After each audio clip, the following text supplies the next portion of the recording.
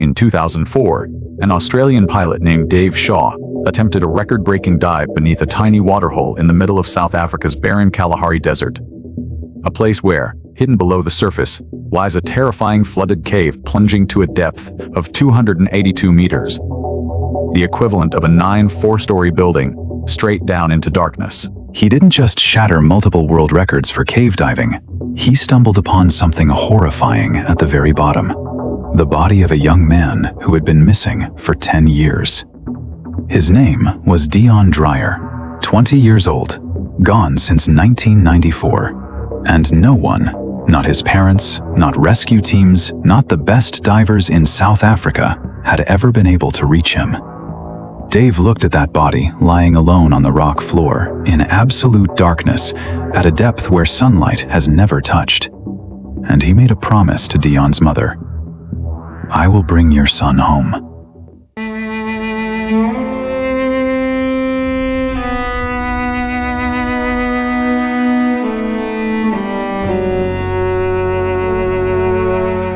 I'm Leonard, 65. I've spent my life chasing stories across mountains, oceans, and deserts on every continent. I've seen courage, I've seen madness. I've seen the line between them disappear. But this story, what happened when Dave went back down to keep that promise on January 8, 2005, is the one that keeps me awake at night. Because the last image from his helmet camera shows his hands still gripping Deon's body bag even after Dave stopped breathing. 3 days later, 2 bodies floated up from the abyss together, side by side, as if the darkness itself decided to honor the promise that killed him. This is that story. Now tell me, where in the world are you watching from right now? Drop your city in the comments. And if stories like this deserve to be told, hit subscribe, because the people in them deserve to be remembered.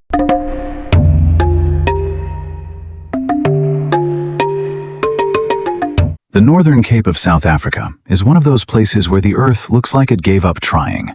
The flat, cracked, endless. The Kalahari stretches out in every direction. Red dust, dry scrub, the kind of silence that makes your ears ring. In October, the sun doesn't rise so much as assault you. By 8 in the morning, it's already 35 degrees. The air shimmers above the ground like a hallucination, and the only things moving are dust devils and the occasional hawk circling too high to cast a shadow. There is no reason for anyone to be here. And yet, about 50 kilometers down a dirt road from the nearest town, past cattle gates and thorn bushes that claw at your truck like hands, there is a hole in the ground. It's not impressive to look at, a few meters across, surrounded by gray limestone and dead grass. You could drive right past it and never know it was there. Some farmers in the area used it as a watering hole for livestock, others just ignored it entirely. But beneath that unremarkable opening lies one of the most terrifying places on Earth. They call it Bushman's Hut, Bushman's Hole. And what sits below that little crack in the desert floor is a flooded cavern so vast, so deep, that the first divers who explored it in the 1970s said it felt like sinking into a drowned cathedral. Sheer rock walls plunging straight down, columns of blue-green light filtering through the surface water above, then fading into nothing. And below that nothing, more nothing. All the way down to 282 meters. 282 meters. That's the height of the Eiffel Tower, pointed straight into the earth. At that depth, the water pressure is nearly 29 times what you feel standing on the surface. The nitrogen in your breathing gas turns into a narcotic. They call it the rapture of the deep. And it makes you stupid, giddy, confused. You start making decisions that will kill you, and you don't even realize it, because the nitrogen is telling you everything is fine. Oxygen becomes toxic. It can trigger seizures without warning. 1 second you're swimming, the next you're convulsing. Your regulator falls out of your mouth, and you drown before your brain understands what happened. And then there's the ascent. If by some miracle you survive the bottom, you can't just swim back up. You have to stop. Again and again and again. Decompression stops, they're called, hovering at specific depths for minutes, sometimes hours, while the dissolved nitrogen in your blood and tissues slowly works its way out. Rush it, and the nitrogen forms bubbles inside your veins. Paralysis, stroke, death. The total decompression time from the bottom of Bushman's Hole is somewhere between 12 and 14 hours. 12 to 14 hours, hanging in cold, dark water, alone with your thoughts and your breathing, and the knowledge that one malfunction, one miscalculation, one moment of panic, and you will never see the surface again. Only a handful of people on the planet have the technical ability and the nerve to dive below 200 meters. Below 250, you can count them on your fingers. Dave Shaw was one of those fingers. Born in 1954 in Australia, Dave was a commercial airline pilot, the kind of man who flew Boeing 737s and Airbus A320s across Asia and the Pacific with the calm, methodical precision that the job demands. Tall, lean, with the kind of weathered tan that comes from years of outdoor living rather than beach holidays. He had deep-set eyes that crinkled when he smiled, which was often, and a voice that carried an easy Australian warmth, the sort of voice that made you feel like everything was going to be all right, even when it wasn't. Dave started diving in his 40s, later than most technical divers, but he progressed at a speed that the diving community called extraordinary. By 2004, he had logged more than 333 deep dives and broken multiple personal and regional records. He was one of the world's leading cave divers using a rebreather system, a closed-circuit unit that recycles your breathing gas, allowing you to go deeper and stay longer than conventional scuba tanks, but also far more complex and far less forgiving if something goes wrong.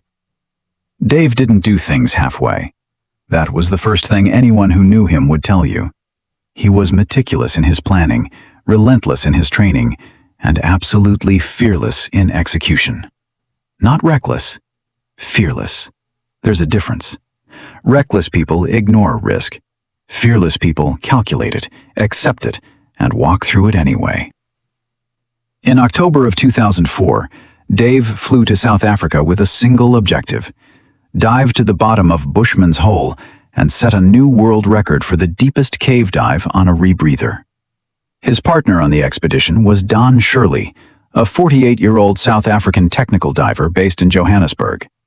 Don was everything Dave was not, at least on the surface. Where Dave was warm and talkative, Don was reserved.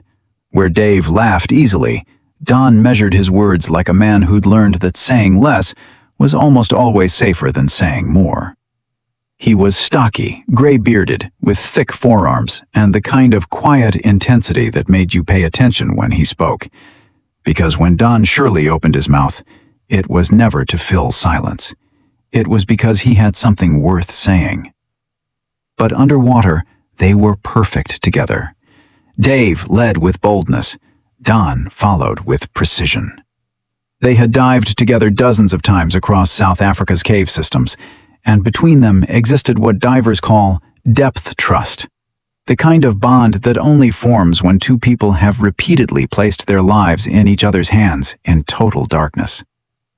On the first exploratory dive, Dave descended to 271 meters. His helmet-mounted light swept across the flat stone floor at the bottom of the cavern. Fine sediment billowed up like fog in the beam, every small movement stirring a slow-motion cloud that hung suspended in the water. And then the light hit something that was not stone. A shape. A human shape. Lying on the rock, still wearing a full diving suit, tanks still strapped to the back, a guideline tangled around the legs. The body had not decomposed the way bodies normally do. At this depth, the cold temperatures and extreme pressure trigger a process called saponification. Body fat converts into a substance called adipocere, a waxy, soap-like material that encases the remains and preserves them in a strange, almost frozen state. The shape was intact, recognizable, but transformed. The skin replaced by something white, translucent and fragile, lighter than water. And, as Dave would soon learn, extremely dangerous when disturbed. Dave hovered there, 3 meters above the body, his light illuminating a dead man who had been lying in perfect darkness for a decade. He knew immediately who this was. Every diver in South Africa knew. 10 years earlier, on December 17, 1994, a young man named Deon Dreyer had dived into Bushman's Hole with a group of friends and never come back. Deon was 20 years old, born August 7, 1974, in Pretoria. The only son of Theo Dreyer, a quiet, hard-working civil engineer, the kind of man who said little but carried everything. And Marie Dreyer, a nurse at the local hospital, a woman with gentle hands and worried eyes who kept fresh flowers on the kitchen table and hummed softly when she cooked, as if music was the only thing holding her steady. Deon was the opposite of quiet. He was energy in human form, loud, curious, restless, the kind of kid who climbed every tree, jumped off every wall, and discovered diving at 16 like a man who'd been waiting his whole life to find water. He could talk for hours about partial pressures, frog kick technique, the beauty of underground spaces where sunlight never reached. He was better than his age, bolder than his experience, and more confident than his ability. In technical diving, they have a name for that combination. They call it the formula for disaster. That December day, Deon went deeper than planned, deeper than anyone in his group, deeper than his equipment was designed to handle. His friends waited at the surface. Every minute felt like an hour. When the maximum decompression window passed and Deon still hadn't surfaced, they knew. A rescue team was called, but at the depth where Deon had vanished, no diver in 1994 had the ability or the courage to follow. Deon Dreyer's body settled on the floor of Bushman's Hole, 271 meters below the surface, in a place where sunlight has never reached, where the silence is absolute, and where the darkness is so complete that it feels less like an absence of light and more like a presence of something else entirely. There was no body to bury, no funeral, no ending. On the rock face at the mouth of the hole, Theo and Marie placed a small bronze plaque. Deon Dreyer, July 8, 1974 to December 17, 1994. Beloved son, the water took you, but our love will never sink. 10 years. 10 Christmases without Deon. 10 birthdays where Marie still baked the rusk cake he loved, set it on the table, lit a candle, and sat watching the flame until the wax melted to nothing. His bedroom stayed exactly as he left it. Posters on the wall, books on the desk, sneakers under the bed. Marie cleaned it every week, as if he might walk through the door any moment. Theo did not speak about Deon. Not because he had forgotten, but because every time he heard his son's name, it felt like someone was reopening a wound that had never been allowed to heal. He coped through silence, a silence so heavy that Marie sometimes felt it had its own gravity, pulling everything in the house downward. Every year on December 17th, Marie drove more than 500 kilometers from Pretoria to Bushman's Hole. She stood at the edge, looked down at the still, dark water below, and she talked to her son. She told him about the garden, about the new dog, about the summer rains. She never said goodbye, because she never accepted that he was truly gone. She just said, "I'm still here, my boy. I'm still waiting." And the darkness below the water never answered.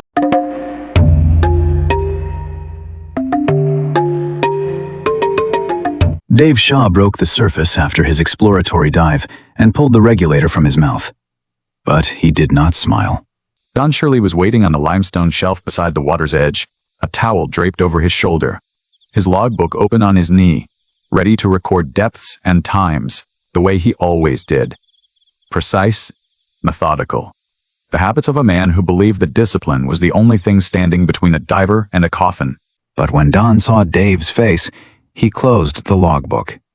Something had changed. It was not the expression of a man who had just set a personal depth record. Don had seen that face before. The grin, the bright eyes, the adrenaline still buzzing behind the words. This was different. Dave's eyes were distant, focused on something that was no longer in front of him, but still very much inside him. He sat on the rock, peeled off his gloves, and stared at the still water for a long time before he spoke. "There's someone down there, Don." Don did not respond immediately. He set the logbook aside and waited, because he had learned over years of partnership that Dave processed things out loud, and the best thing you could do was give him room. "A body," Dave said. "On the bottom. Full dive kit. Tanks still on. Line wrapped around his legs." He paused. "He's covered in this white stuff. Adipocere, I think. And he looks intact. Like he just laid down and never got up." Dave turned to Don, and for the first time in all the dives they had shared, Don saw something in Dave's eyes that looked like grief for a stranger. "He looks young, Don. Too young to be down there alone for 10 years. Don knew who it was before Dave said the name. Every technical diver in South Africa knew the story of Deon Dreyer, the 20-year-old who went too deep in Bushman's Hole on a December afternoon in 1994 and never came back. It was the cautionary tale that instructors told students, the ghost story that circled around campfires after dive trips, the name that hung over Bosman's hut like a quiet curse. But in 10 years, no one had ever confirmed seeing the body, because no one had ever gone deep enough to look. Until now. Dave said it plainly, the way pilots deliver difficult information. No drama, no build-up, just the fact laid bare on the table. "I want to bring him up." The silence between them stretched. The Kalahari wind pushed dust across the limestone, and somewhere far away, a bird called once and went quiet. Don looked at Dave, then looked at the hole, that small, unremarkable opening in the earth that swallowed people and held them. Then looked back at Dave. "You understand that no one has ever attempted a body recovery at that depth?" "I do." "You understand that transporting an object from 270 meters through 12 hours of decompression while managing gas switches and buoyancy and your own physiology is something that exists in theory and nowhere else?" "I do." "You understand that adipocere is lighter than water, and that the moment you disturb that body, you could trigger a chain reaction you cannot control. Sediment cloud, line tangle, buoyancy loss, any one of which could kill you before you even realize you're in trouble." Dave was quiet for a moment. He did not argue. He did not dismiss the risks. He simply said, "Don, I'm not asking you whether it's dangerous. I'm asking you whether you'll help me." Don Shirley looked out at the desert, the cracked earth, the thorn scrub, the horizon trembling in the heat. He had spent 3 decades diving in places where a single mistake meant death, and in all those years, he had survived by following one rule: never let emotion override judgment. But he also knew Dave Shaw, knew him the way you know someone whose breathing pattern you can recognize in the dark at 200 meters. And he understood that this was not impulse. Dave had seen something at the bottom of that hole that he could not unsee, and the only way to live with it was to act. "I'll help," Don said, "but I need you to understand something. I'm helping because I trust you, not because I believe this mission is possible." Dave nodded. He understood the distinction, and he accepted it. That evening, the 2 men sat outside the farmhouse where the expedition team was based, a low, whitewashed building with a corrugated iron roof and a stoop that faced west toward sunsets so wide they seemed to stretch beyond the edge of the world. The air had cooled, and the stars above the Kalahari were absurd in their density, the Milky Way so thick it looked like someone had spilled flour across black cloth. Dave had a satellite phone in his hand. He had spent the afternoon tracking down a number through a contact in the South African diving community, a retired instructor named Willem Roo, a short, sun-baked man with a permanent squint and decades of connections in the cave diving world, who had known the Dreyer family since before the accident. Willem had been reluctant at first. He had seen what Deon's disappearance did to that family, and he was not eager to reopen the wound with false hope. But Dave convinced him. Not with promises, with the simple fact that he had been there, at the bottom, and he had seen the boy. Willem gave him the number. Dave dialed. The phone rang 4 times before a woman answered. Her voice was soft, cautious, the voice of someone who had learned long ago that phone calls after dark rarely bring good news. Mrs. Dreyer, my name is Dave Shaw. I'm a diver from Australia. I was at Bushman's Hole today, and I need to tell you something. Silence. I found your son. The silence that followed was so complete that Dave checked the screen to make sure the call was still connected. Then he heard it. Not a sob, not a wail, but a small, sharp sound, like something inside her had finally cracked after 10 years of bearing weight it was never meant to carry. You saw my boy? Marie Dreyer's voice came through broken, barely above a whisper. You really saw him? Yes, ma'am. I saw Deon. Another silence. Then she asked the question that Dave would carry with him for the rest of his life, however long that turned out to be. Her voice trembled so badly he had to press the phone hard against his ear to hear. Does my son... Does he look like he was in pain? Dave closed his eyes. He thought of the body on the rock floor, the white adipocere skin, the diving suit still intact, the stillness of a place where nothing had moved for a decade. He could have said many things. He chose the kindest version of the truth he could find. He looks peaceful, Mrs. Dreyer. He looks like he's sleeping. He heard her crying quietly. Then the phone changed hands and a man's voice came through, flat, dry, stripped of inflection. The voice of a man who had built walls around his emotions with brick and mortar over 10 years and was not about to let a stranger's phone call bring them down. What do you want from us? Theo Dreyer asked. Dave answered with the words that would become both a prayer and a curse for everyone involved. I don't want anything from you. I'm calling to tell you that I am going to bring your son home. The line went dead silent. And then Theo Dreyer, the man who had not spoken his son's name in a decade, who had sealed every door and shuttered every window inside himself to survive the unsurvivable, made a sound that Marie would later describe not as crying, but as the sound of something that was finally allowed to collapse. After they hung up, Marie sat in the kitchen of their home in Pretoria, the same kitchen where Deon used to drop his school bag on the floor and raid the fridge, where his laughter once bounced off the tiles, where a vase of fresh flowers still stood on the table because Marie refused to let the house forget what life felt like. She sat there and stared at the phone and tried to understand what had just happened.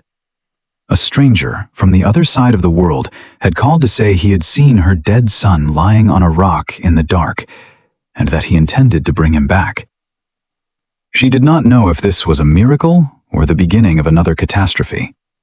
She turned to Theo, who was standing in the doorway, one hand on the frame, as if he needed the house itself to hold him up. What if he fails? She said. What if he dies down there too? Another mother loses her son because of that hole. Theo was silent for what felt like a long time. Then he said the longest sentence he had spoken about Deon in 10 years. Then at least Deon won't be alone. Marie looked at her husband and could not tell if he was being truthful or breaking apart. Perhaps both. In the days that followed, Marie began doing something she had not done in years. She opened Deon's bedroom door, not just to clean, the way she always did, but to sit inside.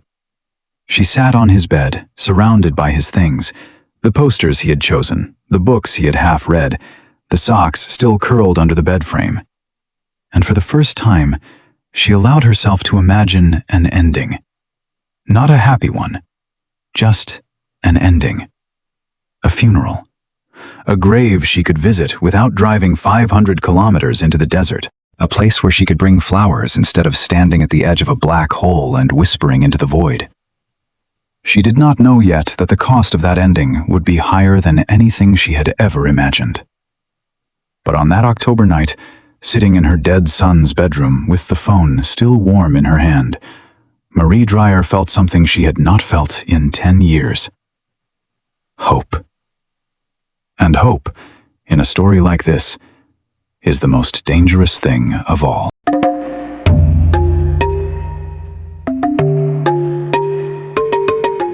"3 months? That was how long Dave Shaw and Don Shirley spent building a plan for something that had never been done. A body recovery from 271 meters inside a flooded cave, using closed-circuit rebreathers, with a decompression obligation that would keep the lead diver suspended in the water column for more than 12 hours on the way back up. There was no manual for this, no case study, no precedent anywhere in the history of technical diving. They were writing the procedure as they went, and both of them knew that if they got even one line wrong, the person who would pay for it was Dave. They worked from Don's base in Johannesburg, a cluttered workshop behind his house where dive equipment covered every surface, regulators hanging from hooks, oxygen analyzers on the workbench, stacks of laminated dive tables pinned to a corkboard alongside depth charts of every major cave system in southern Africa. Don's workshop smelled like neoprene and machine oil, and it was the kind of place where everything had a purpose, even if nothing had a proper place. He had spent 30 years accumulating gear and knowledge in equal measure, and both were visible in the organized chaos of that room. The plan they built was precise, layered, and unforgiving of error. Dave would descend to 271 meters carrying a custom body bag, a reinforced nylon sack with attachment points for a lift system, and a small inflatable buoyancy device that could be filled with gas from a separate cylinder to create enough lift to raise the body off the bottom. He would have a maximum of 20 minutes at depth. Every additional minute beyond that would add hours to his decompression schedule on the ascent, compounding the risk of oxygen toxicity, CO2 buildup in the rebreather loop, and hypothermia from the cold water. In those 20 minutes, he had to locate the body, which he had seen on the exploratory dive but which might have shifted in the current, maneuver it into the bag, secure the straps, inflate the lift device, and begin his ascent. It was, by any reasonable measure, an impossible timeline. Dave did not consider it impossible. He considered it tight. Don would serve as the deepest support diver, stationed at 220 meters, 51 meters above the bottom, but still deeper than 99% of divers on Earth would ever go. His role was critical. He would be the first person Dave saw on the way up, the checkpoint that confirmed Dave was conscious, functioning, and ascending on schedule. If something went wrong below 220, Don was the last line of intervention. If something went wrong above 220, the support team would take over. 8 additional divers, each handpicked by Don from the South African cave diving community, would be positioned at intervals throughout the water column, from 150 meters to the surface, each carrying spare gas cylinders and emergency equipment. Among them was a wiry, soft-spoken Afrikaner named Dusan Stojakovic, a 36-year-old dive instructor from Cape Town with cropped blonde hair and a reputation for staying calm in situations that made other divers panic. Dusan would hold the 150-meter station, the deepest of the support positions after Don, and he had volunteered without hesitation when Don described the mission, not because he thought it was safe, but because he believed that if Dave Shaw was willing to die for a stranger's son, the least he could do was be there to help him survive. Dave also decided to mount a small video camera on his helmet. He wanted the entire dive recorded, every second from descent to recovery to ascent. It was partly the pilot in him. Aviators document everything, because in aviation, what you don't record is what kills the next crew. But it was also something more personal. Dave believed that if he succeeded, the footage would become one of the most significant documents in cave diving history. Proof that the impossible was possible. That a promise made to a grieving mother could be kept, even at the edge of human capability. He did not say what the footage would become if he failed. He did not need to. Everyone understood. The plan was shared with the international diving community, and the reaction was immediate and severe. Online forums that served as gathering places for technical divers erupted with debate. Some praised Dave's courage. Many more questioned his judgment. A well-known British cave diver named Andrew Friedman, a tall, angular man in his 50s with a clipped accent and a blunt manner that had earned him both respect and enemies in the diving world, posted a lengthy analysis on the largest technical diving forum. His conclusion was devastating in its clarity. Dave Shaw is an exceptional diver, but this mission is not about skill. It is about physics, and physics does not care how good you are. Friedman's specific concern, shared by nearly every expert who weighed in, was the adipocere. The waxy substance encasing Deon Dreyer's body was lighter than water. As long as it remained undisturbed on the cave floor, it was stable. But the moment Dave attempted to move the body, to lift it, to shift it into the bag, to manipulate limbs that had been locked in position for a decade, the adipocere would react unpredictably. The body could surge upward with sudden buoyancy, dragging lines and equipment into a tangle. Sediment would billow from the floor in a blinding cloud, reducing visibility to 0 in seconds.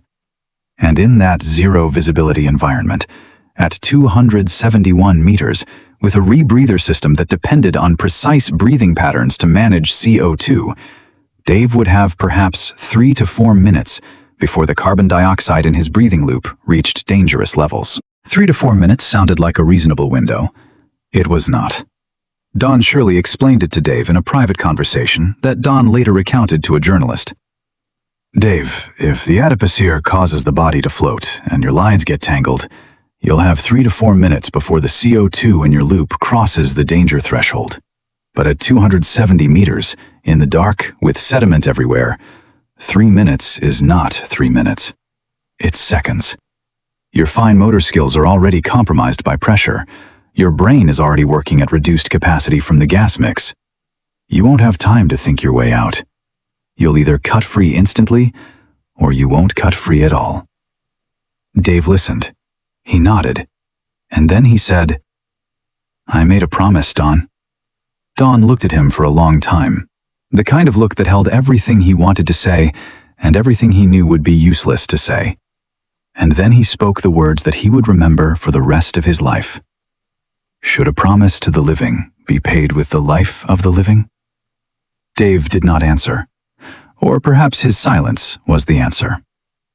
Meanwhile, in Pretoria, Marie Dreyer was learning the details of the plan, not from Dave, who had kept his communications with her warm and reassuring, but from the internet, where the diving community's alarm had spilled into public forums and news articles.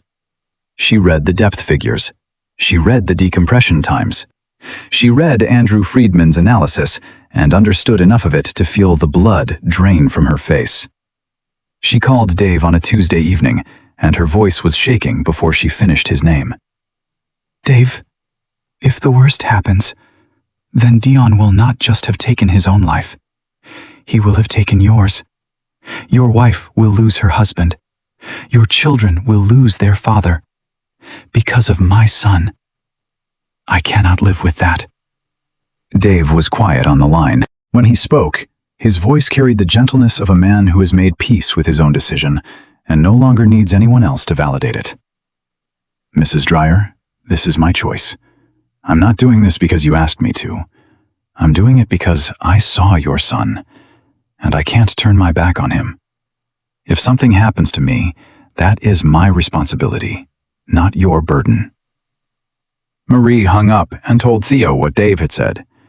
Theo sat in the kitchen, in the chair he always sat in, the one facing the window, the one where he could look at the garden without looking at anyone, and he was silent for a long time.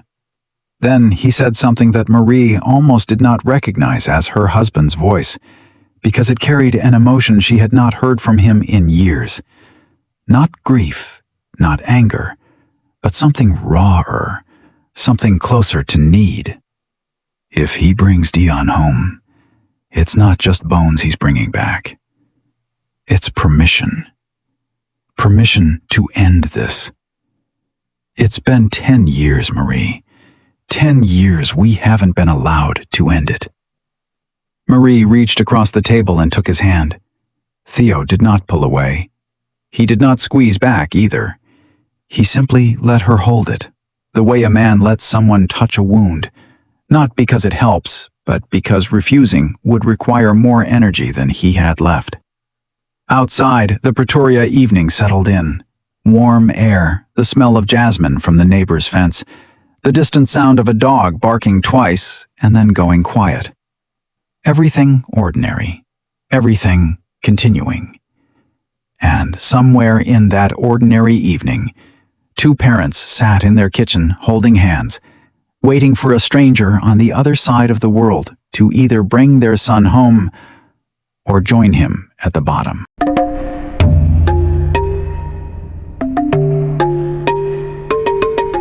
January 8, 2005. The Kalahari dawn broke clean and sharp, the sky a sheet of pale glass stretching from horizon to horizon without a single cloud. The air was still cool at 6 in the morning, but you could already feel the heat waiting, pressing against the edges of the darkness like something impatient. By midday it would be brutal, but by midday, everything would already be over. At the mouth of Bushman's Hole, the expedition team had been in position since before first light. Equipment cases lay open on the limestone shelf. Cylinders of trimix and oxygen stood in rows like sentries. Radios crackled with status checks from the support divers already descending into the water column, each one dropping to their assigned depth and clipping onto the guideline that ran like a lifeline from the surface down, into the dark. The bronze memorial plaque for Deon Dreyer caught the first angle of sunlight and threw a small flare of gold across the gray rock, as if the metal itself was trying to say something. 8 support divers were in the water. Dusan Stojakovic held the 150-meter station, breathing slow and steady, his light pointed downward into nothing. Below him, at intervals of 20 to 30 meters, others waited, each one a link in a chain designed to bring Dave Shaw safely back to the surface. At the deepest support position, 220 meters beneath the morning sky, Don Shirley hovered alone in water so cold it burned, and so dark that his headlamp created a sphere of light roughly 2 meters across, beyond which the world simply ceased to exist. He checked his watch. He checked his gas. He checked his watch again. And he waited for the sound of Dave's bubbles descending past him. On the surface, Dave stood at the water's edge. He was already fully kitted. Rebreather unit on his back, bailout cylinders clipped to his harness, the custom body bag rolled and secured to a D-ring on his left hip, the inflation device for the lift system strapped to his right thigh. The helmet camera was on, its small red recording light blinking steadily. He ran through his pre-dive checks the way he ran through pre-flight checks in a cockpit, systematic, unhurried, each item confirmed out loud even though no one was listening. Regulator, functioning. O2 sensors, reading normal. Scrubber canister, fresh. Bailout valves, tested. He went through every piece of equipment with the discipline of a man who understood that at 271 meters, the margin between life and death was measured in millimeters of valve tolerance and seconds of reaction time. When the checks were done, Dave looked up at the sky, a habit from 30 years of flying, the automatic glance upward that every pilot makes before committing to a departure, as if asking the heavens for clearance one last time. The sky gave nothing back. Just blue, endless blue, the kind that makes you feel very small and very temporary. He stepped into the water. The descent took 11 minutes. Dave dropped through the water column at a controlled rate, the walls of the cavern widening around him as he passed through the narrow entrance and into the cathedral-like chamber below. Sunlight filtered through the first 30 meters, blue-green, luminous, beautiful, and then it was gone. From 30 meters onward, there was only his headlamp, a cone of white light punching into darkness that swallowed it within meters. At 100 meters, the pressure was 11 times surface atmospheric. At 150, he passed Dusan, exchanging a brief hand signal. Okay, going down. Okay, acknowledged. And continued sinking. At 200, he waved to another support diver, whose name he had learned only 3 days ago. At 220, he swept past Don Shirley, their eyes meeting for a fraction of a second through their masks. Dave flashed the OK sign. Don returned it. Neither man smiled. At 250, Dave's hands began to tremble. High-pressure nervous syndrome, the body's protest against depths it was never designed to reach. At 260, the trembling was in his arms and jaw. At 270, the stone floor materialized below him like a gray planet emerging from fog, and fine sediment rose in slow-motion plumes wherever the pressure wave of his descent disturbed the bottom. There, exactly where he had seen it 3 months ago, lay the body of Deon Dreyer. Unchanged, undisturbed, still wearing his dive suit, still covered in that pale, waxy adipocere that made him look less like a corpse and more like a figure carved from soap. The tank was still on his back. The guideline was still tangled around his legs. 10 years and 23 days on the floor of the deepest hole in Africa, and the boy looked like he had been placed there yesterday. Dave approached. The camera recorded everything. He unrolled the body bag, positioned it beside Deon, and began the careful process of maneuvering the body into the sack.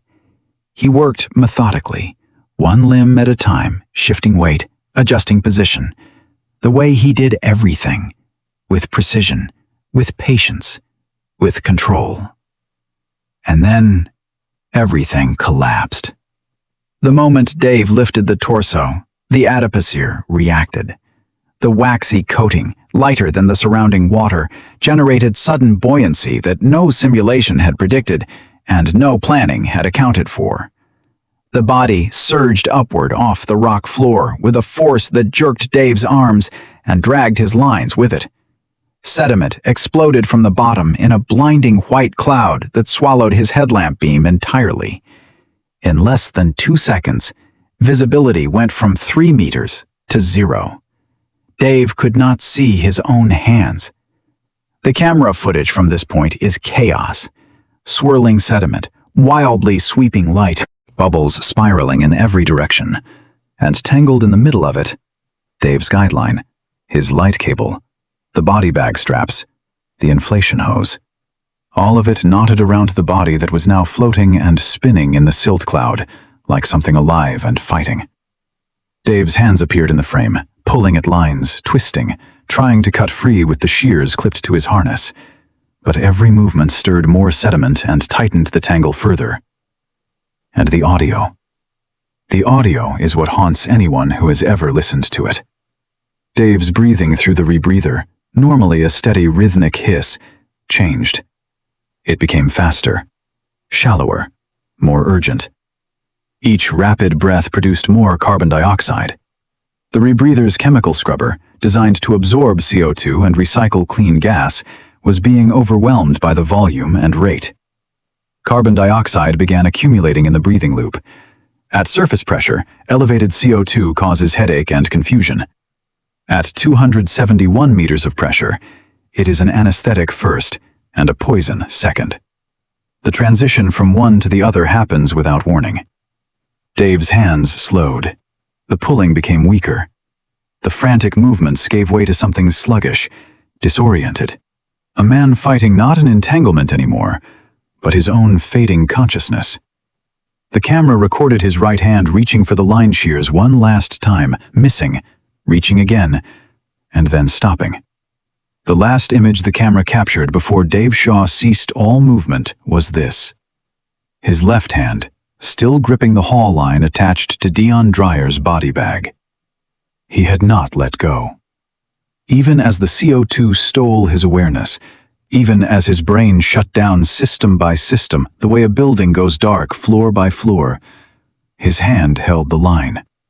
Whether it was cadaveric spasm, the involuntary muscle lock that sometimes occurs at the moment of death, or whether it was will, pure and simple, no one would ever know. The breathing stopped. The camera kept recording for several more minutes, pointed at nothing, registering only the slow drift of sediment and the absolute silence of 271 meters. Dave Shaw was dead. 220 meters above, Don Shirley watched his dive computer and felt the truth before the numbers confirmed it.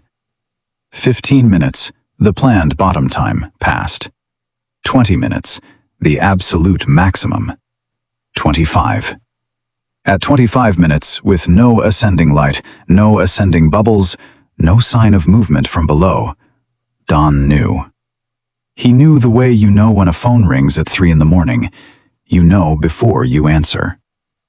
He made a decision that violated every protocol he and Dave had established, every safety rule he had followed for 3 decades, and the last direct instruction Dave had given him. He began descending. 230 meters. 240.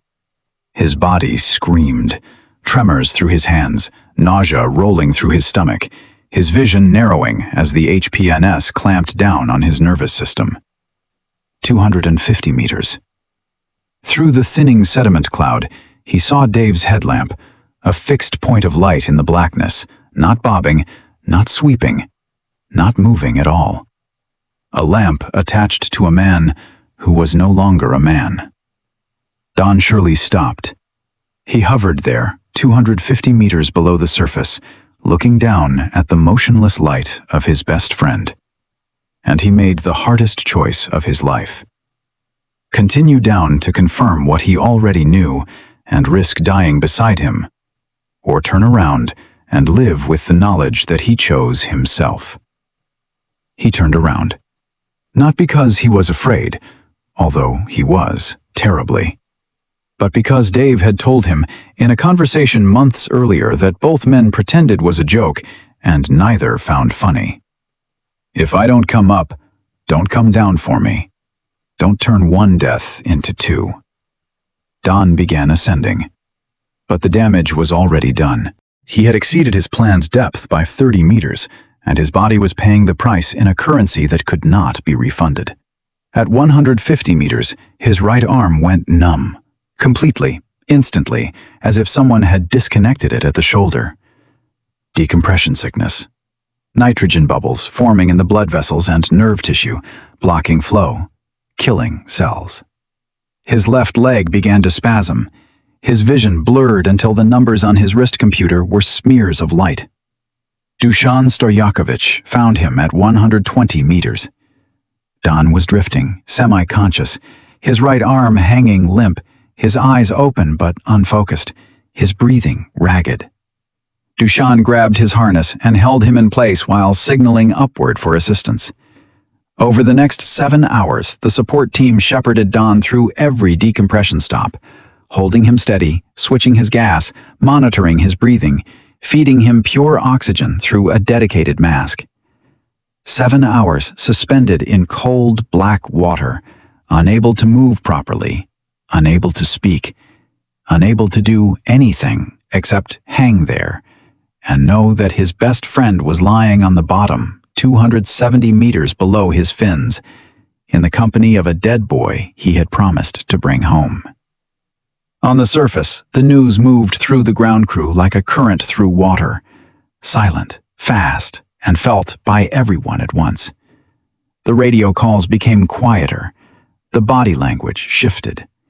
Faces that had been focused and professional now carried the specific kind of emptiness that Marie Dreyer recognized immediately, because she had seen it 10 years ago on this exact spot, standing at this exact hole, watching this exact water refuse to give someone back. Marie had driven to Bosmansgat that morning against Dave's explicit request. He had asked the Dryers to wait at a guest house in the nearest town, wanting to spare them the technical reality of what was about to happen. Theo had stayed behind, not because Dave asked him to, but because he could not bring himself to stand at that hole again. Marie could not bring herself to stay away. She arrived before dawn, parked her car on the dirt track, and walked to the edge of the hole in the half-light, wearing the blue cardigan that Deon had given her for her birthday the year he died. A garment she had kept in his closet for a decade, and put on that morning without fully understanding why.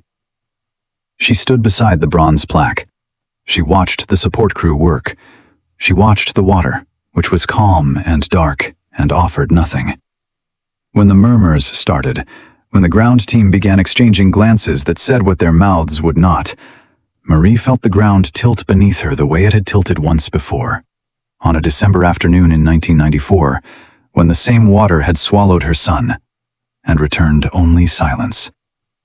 She knelt on the warm limestone, placed both hands flat on the rock as if trying to hold on to the earth itself, and for the first time in 10 years, she did not speak to Deon. She spoke to Dave.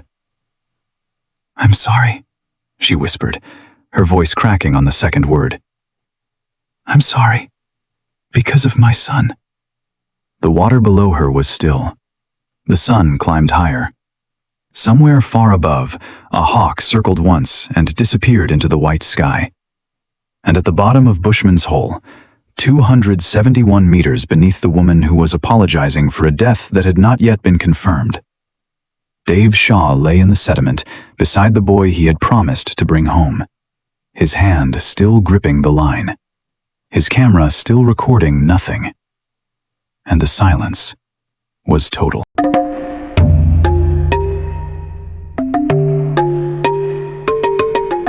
Dave Shaw lay on the floor of Bushman's Hole for 3 days. 271 meters below the surface, in water so cold and so dark that it might as well have been another planet. The man who had promised to bring a stranger's son home rested beside the boy he had come to save. His headlamp was still on when the battery finally died sometime during the first night. And after that, there was nothing. No light, no sound, no movement. Just the slow drift of sediment settling back onto two figures on the stone, one old and one young. One who had chosen to be there, and one who had not, both held together by a hand that would not let go. On the surface, the hours after Dave's death were a chaos of quiet. The expedition's ground coordinator, a compact, weathered South African named Leonard Dreyer, no relation to Deon's family, a 54-year-old logistics specialist who had organized remote expeditions for mining companies before transitioning to dive support operations, managed the radios and the growing crowd of officials, journalists, and emergency personnel who began arriving at Bushman's hut within hours of the news. Verna had a face that looked like it had been carved from the same limestone that surrounded the hole, and she spoke with the flat efficiency of someone who had learned long ago that emotion was a luxury you could not afford during an operation. She coordinated the retrieval of Don Shirley, managed the decompression support rotation, fielded calls from the police and the National Parks Authority, and quietly ensured that Marie Dreyer, who was sitting on a rock 10 meters from the hole's edge and refusing to move, had water and a blanket as the temperature dropped after sunset. Don Shirley broke the surface at approximately 1:15 in the afternoon on January 8th, after 7 hours of decompression that the support team later described as the longest of their lives. He was semi-conscious, shivering violently, his right arm hanging at his side like something that no longer belonged to him. Two support divers, Dusan Stojakovic and a broad-shouldered paramedic diver named Johan Lombard, a 41-year-old former military medic with a shaved head and the steady hands of a man who had treated gunshot wounds in combat zones, lifted Don out of the water and onto the limestone shelf. Johan cut away Don's harness, wrapped him in thermal blankets, and started an IV line while Dusan held Don's head and spoke to him in low, steady Afrikaans, words that nobody else could hear and that Dusan would never repeat. A helicopter arrived within the hour and flew Don to Mill Park Hospital in Johannesburg, where the doctors confirmed what the dive team already knew. The decompression sickness had caused permanent nerve damage to his right arm and partial damage to his left leg. The nitrogen bubbles that had formed in his blood vessels during the unauthorized descent to 250 meters had destroyed tissue that would never regenerate. Don Shirley, one of the most accomplished technical divers in South Africa, would never dive again. In his hospital room, a small, sterile space with a window that looked out onto a car park and a strip of brown grass, Don lay on his back and stared at the ceiling for hours at a time. The nurses noted that he did not speak, did not cry, did not sleep. He simply lay there, his left hand, the hand that still had feeling, gripping the bed rail with a force that left impressions in his palm. One of the nurses, a young woman named Tandiwe Molefe, a recent graduate with kind eyes and the instinct to recognize pain that had nothing to do with the body, asked him gently if he needed anything. Don turned his head toward her, and the expression on his face was one she would later describe to a colleague as the look of a man who had left something behind in a place he could never return to. He said one sentence. "I need to know if Dave finished." Tandiwe did not know what he meant. She assured him the doctors were doing everything they could. Don turned back to the ceiling and said nothing more. 40 kilometers away, at Bosmanschat, Marie Dreyer did not leave. January 9th came, and she was still there, sitting on the same rock, wrapped in the same blanket Verna had given her, watching the same still water. She slept in her car that night, the seat reclined, the windows cracked open to let in the desert air that smelled of dust and dry grass, and nothing else. She ate the bread and bottled water that the remaining ground crew shared with her. She did not explain why she stayed. She did not need to. Everyone understood, even if no one said it. She had spent 10 years leaving this place, and she was done leaving. Theo called her on the morning of January 10th. His voice was hard, the way it got when he was trying to hold something together by compressing it. "Come home, Marie. There's nothing there for you." Marie held the phone against her ear and looked at the hole, that small, absurd opening in the flat earth that had taken her son and now taken the man who tried to bring him back. 10 years ago I said that to myself, she told Theo. I was wrong. Deon is there, and now Dave is there. I'm not leaving again. Theo was silent for a long time. Then he hung up. Marie was not sure if he was angry or broken or simply out of words. Perhaps all three. The technical team maintained a presence at the site, monitoring the underwater sensor equipment that had been installed during the expedition. There was a thin, almost irrational hope that the inflation system Dave had carried might somehow self-activate. A delayed gas release that could generate enough buoyancy to lift the bodies off the bottom. More realistically, some members of the team speculated that the natural process of adipocere buoyancy, which had caused the initial crisis, might continue to build until the body of Deon, and with it, Dave, began to rise on its own. It was physics, not faith, but at 271 meters, in a place that defied ordinary physics at every turn, even the scientists were not sure what to expect. Nobody expected what happened on the third day. January 11th, 2005. Early morning. The sun was barely above the horizon, painting the Kalahari in shades of copper and gold, when a support diver named Peter Herbst descended to the 50-meter mark on a routine equipment retrieval dive.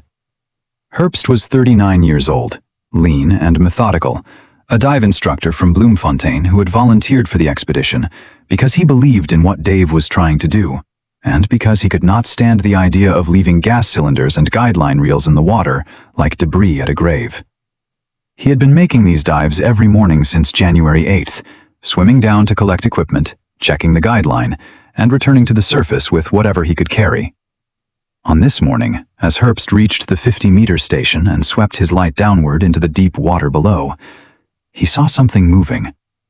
Two shapes, rising slowly from the darkness, rotating gently in the water column, drifting upward with the unhurried buoyancy of objects that have been released from the bottom and are in no hurry to reach the top. Herbst swam closer. His light illuminated the shapes, and what he saw made him grab the nearest anchor line with both hands to steady himself. Two bodies, ascending together. Dave Shaw, still in full dive kit, helmet camera still mounted, rebreather still on his back, every piece of equipment exactly where it had been when he entered the water 3 days ago. And beside him, partially enclosed in the body bag that Dave had carried down, connected to Dave by the haul line that was still locked in Dave's left hand, Deon Dreyer. The adipocere that had caused the catastrophe had, over 3 days, continued to generate buoyancy. Slowly, incrementally, the waxy substance that was lighter than water had lifted Deon's body off the bottom. And because Dave's hand had never released the line, whether through cadaveric spasm or through something that science cannot name. Dave had risen with him.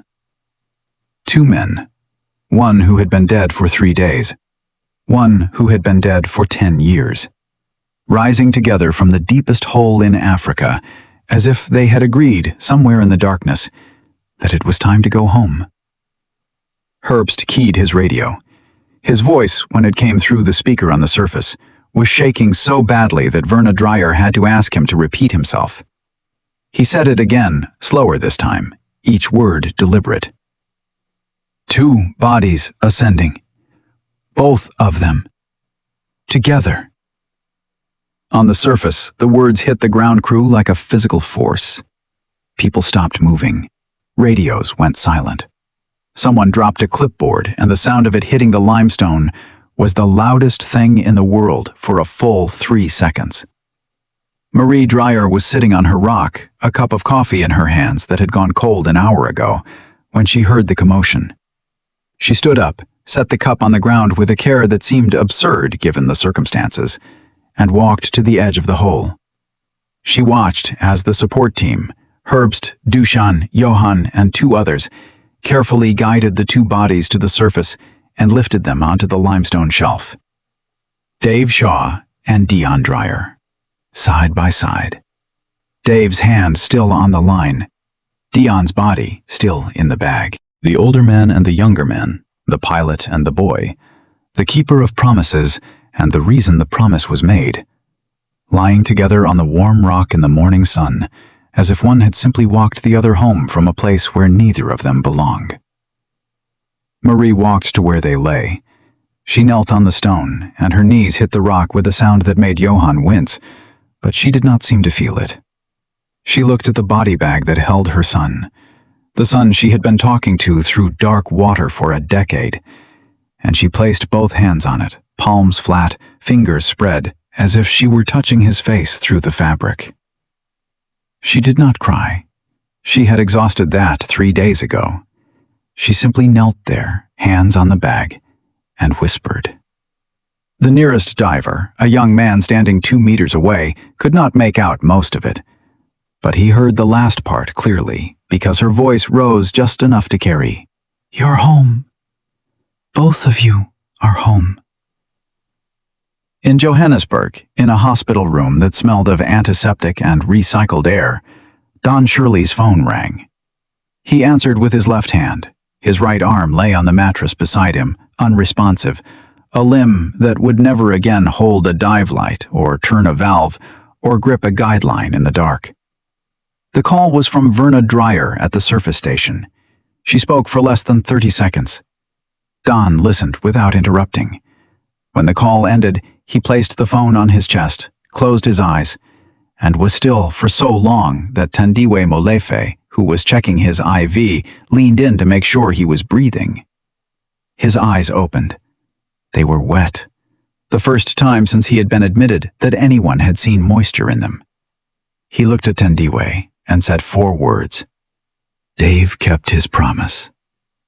Then he turned his face to the wall and did not speak again for the rest of the day. The hospital room was quiet. The car park outside the window was filling with the morning rush. Johannesburg carried on. Traffic, noise, life, all the ordinary machinery of a city that did not know or care that 400 kilometers away, in the middle of a desert, 2 dead men had just risen from the deepest darkness on the continent and come home together.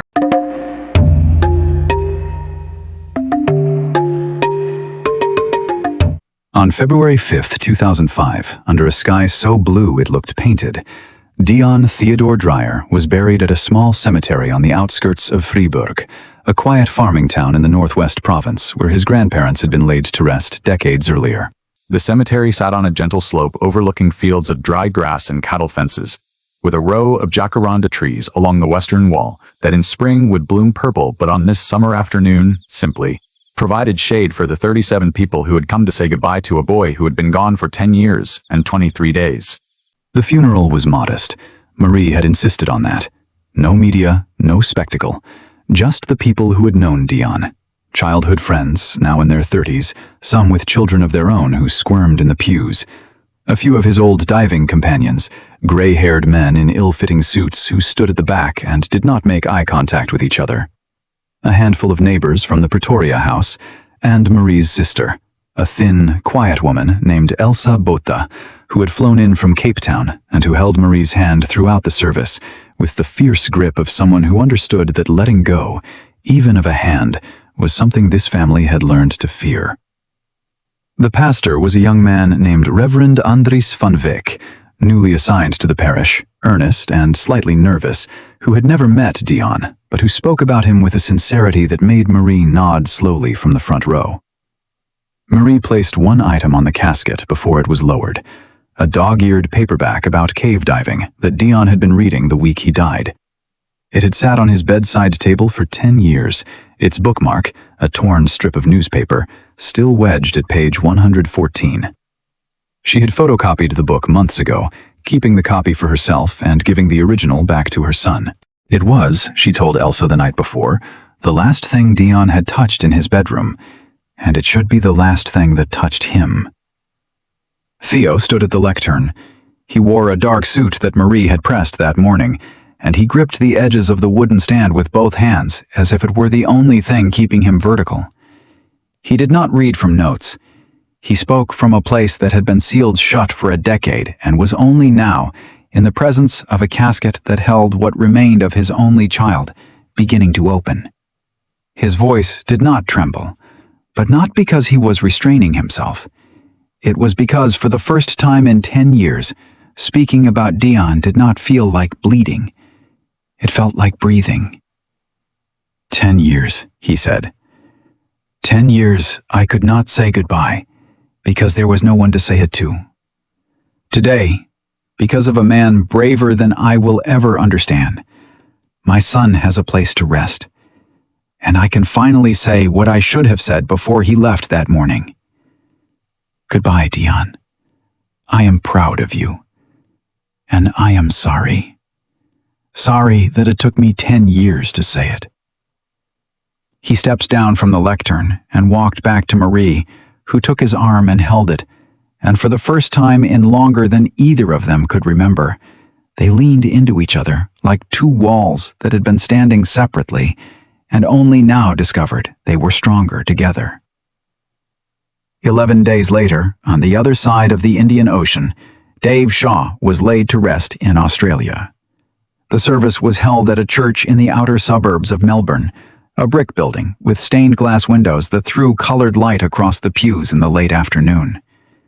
Dave's wife, Anne Shaw, a small, composed woman with auburn hair turning silver at the temples, who had spent 30 years married to a man who flew planes and dove into holes, and who had learned to live with fear the way other wives learned to live with snoring, sat in the front row with their 2 adult children. The church was full. Pilots in uniform, divers in dark suits, colleagues, friends, neighbors, people who had known Dave in one of his many lives, the aviation life, the diving life, the family life, and who were only now understanding that all of those lives had been the same life, driven by the same impulse. Go where others won't, do what others can't, and never leave someone behind if there is anything you can do to bring them home. Don Shirley flew from Johannesburg against his doctor's explicit advice.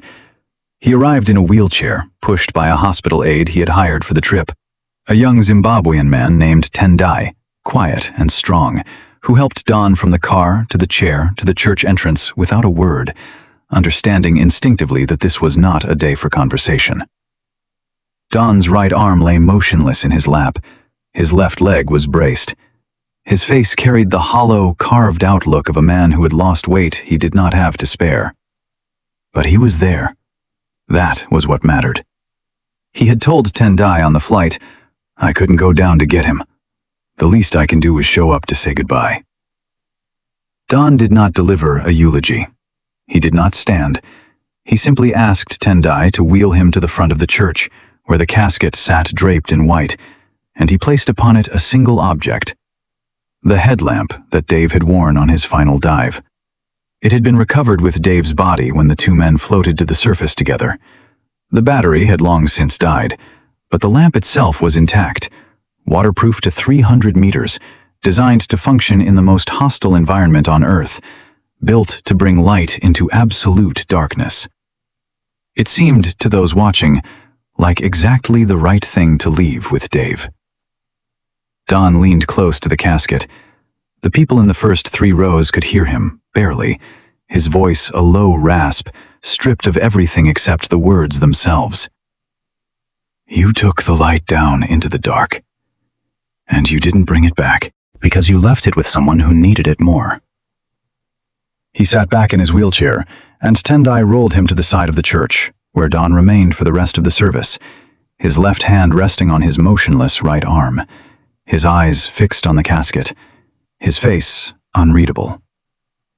Months later, in an interview with a South African journalist, a middle-aged woman named Liesl Hartman, a careful, patient reporter who had covered the Bushman Hole story from the beginning and who had earned Don's trust by never sensationalizing what had happened. Don was asked whether he regretted his decision to descend beyond his planned depth in the attempt to reach Dave. The question hung in the air of Don's living room in Johannesburg, a room that still had dive equipment stacked in the corner, but that now felt more like a museum than a workshop. Don was silent for a long time. Then he said, "I regret that I didn't go deeper. I regret that I turned around. I know it was the right decision. Dave told me to, and if I had died, there would have been 3 bodies instead of 2. But right and bearable are 2 different things. I live with the right decision that I cannot bear every day." Liesl asked him what he thought about the 2 bodies rising together. Don looked toward the window, toward the sky, which was the pale gray of a Johannesburg winter, and spoke slowly, choosing each word the way he had always chosen them. "I don't believe in miracles. I believe in physics. Adipocere is lighter than water. The body bag trapped gas. Buoyancy eventually overcame gravity. All of it is explainable." He paused. "And Dave's hand still holding the haul line after 3 days? Cadaveric spasm. Involuntary muscle contraction at the moment of death, locking the hand in position. Medical science. Clear explanation." Another pause, longer this time. "But you ask me what I think? I think Dave kept his promise, and I don't need physics or medicine to explain that." In Pretoria, in the weeks following the funeral, Marie Dreyer finally changed Deon's room. She did not let go. She hated that phrase with a precision that surprised even her. She rearranged. She kept the photocopied dive book. She kept one poster, the one Deon had hung himself, slightly crooked, above his desk. She donated the rest to a youth adventure sports organization in Pretoria, a small charity run out of a church basement that equipped underprivileged teenagers with hiking and climbing gear. She folded Deon's clothes into boxes, sealed them with tape, and stored them in the garage. She washed the sheets one last time, stripped the bed, and left the mattress bare. The room was not empty. It was changed. And that, Marie decided, was not the same as erased. She stopped driving to Bushman Hole on December 17th. For the first time in a decade, she did not make the 500-kilometer journey to stand at the edge of a hole and speak into water that never answered. Instead, she drove 15 minutes to the cemetery in Vryburg, where Deon's grave sat beneath one of the jacaranda trees, and she brought flowers, proteas, the national flower, because Deon had once told her they looked like aliens, and she had laughed so hard she spilled her tea. She talked to him there, in the sunlight, with birds singing and the wind moving through the branches, and for the first time, she did not feel like she was speaking into a void. She felt like she was speaking to her son. But Marie added a new ritual. Every year, on January 8th, the anniversary of Dave Shaw's death, she sat at her kitchen table and wrote a letter. She addressed it to Anne Shaw in Australia, and she mailed it without fail. The letters were never long. She did not know how to write enough. She only wrote, "Thank you and I'm sorry. Every year I don't know which word is heavier." Anne Shaw never wrote back. Marie did not blame her. Some debts cannot be acknowledged, because acknowledging them would mean accepting that they exist, and some things are too large to accept. Marie understood that. She mailed the letters anyway. On the rock face at the mouth of Bushman's Hole, beside the bronze plaque that Theo and Marie had placed for Deon in 1994, there now sits a second plaque. Smaller, simpler, placed by the diving community in the months following the tragedy. It reads, Dave Shaw, 1954 to 2005. Pilot, diver, promise keeper. Below those words, someone, no one has ever confirmed who, scratched a single line into the rock with a knife or a nail, in handwriting that is neither neat nor careless, but simply human. He went down, so someone else could come home. Bushman's Hole is still 282 meters deep. The water is still black. The Kalahari Desert is still dry and indifferent, and older than any story that humans tell each other around fires, or in hospital rooms, or at funerals where the wrong person is in the box. Occasionally, a new diver arrives at the hole, young, confident, hungry for depth, carrying equipment that did not exist in 2005, and ambitions that have existed since the first human looked into dark water and wondered what was at the bottom. They stand at the edge and look down. They see the still surface, clear and inviting. They see the vertical walls dropping away into blue that darkens to black. They see a record waiting, a story waiting, a test of everything they believe about themselves. They do not see Dave Shaw. They do not see Deon Dreyer. They do not see the line, thin as a guideline, transparent as water, invisible until you have already crossed it, between courage and madness, between a promise and a death sentence, between the place where humans can go and the place where humans should not. But the hole knows. The hole has always known. And the hole waits. Was Dave Shaw a hero, or a man who let a promise drag him to the bottom? Was Don Shirley right to turn around, or will he carry the weight of that turn for the rest of his life? Was Marie Dreyer healed, or did she simply trade one wound for another? The wound named, "My son is gone," for the wound named, "A stranger died because of my son." And the promise, the most beautiful thing one person can offer another, is it worth more than a life? Boatman's hut does not answer. Boatman's hut is just 282 meters deep, and it waits. Dave Shaw was not a superhero. He was a pilot, a husband, a father, a man who woke up every morning and went to work like the rest of us. But when he saw someone lying alone in the dark, forgotten by the world, he could not walk away. He made a promise, and he kept it, even when keeping it cost him everything. Most of us will never dive to 270 meters. Most of us will never face that kind of danger. But every single day, we face smaller versions of the same choice.